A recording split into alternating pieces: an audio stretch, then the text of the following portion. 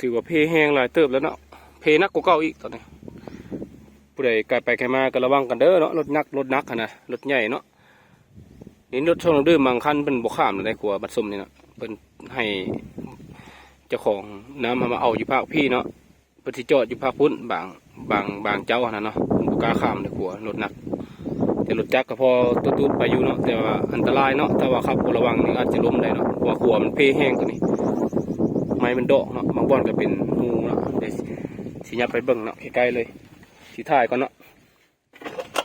ทางผู้ใหญ่ไปก็มาเบิ่งละแล้วเนาะมาเบิ่งแล้วแต่จะมูเป็นสิเหตุมือใดเนาะ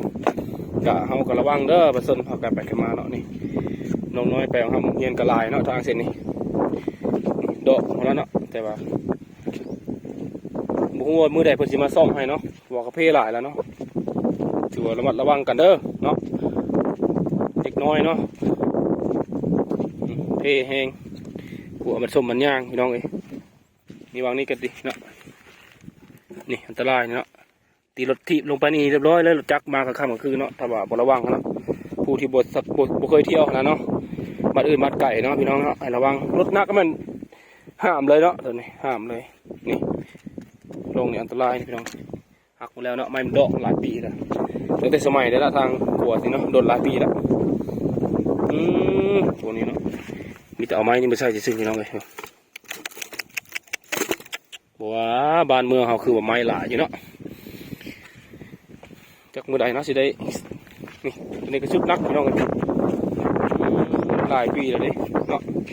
อันตรายนะพี่น้องเนาะข้าพเจ้ากับมารถจักรเนาะมาส่ง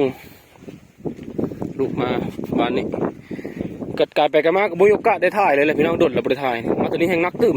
ไปบางบ่อยมันก็ได้แปลงแต่มันนักเนาะกับแปลงพอได้ไปเนาะผู้แปลงก็จะเป็นผู้จรนี่แหละเนาะเอาว่าถึงภาคส่วนเกี่ยวข้องเนาะที่ลงมาผู้แปลงให้เป็นด้วนหน่อยเด้อเนาะเพราะว่ามันเพลหลายแล้วตอนนี้เนาะผู้กันไปกันมากก็ระวังเนาะมีสติมีอันนั้นในการตื่มสติในการเที่ยวขอขอบใจ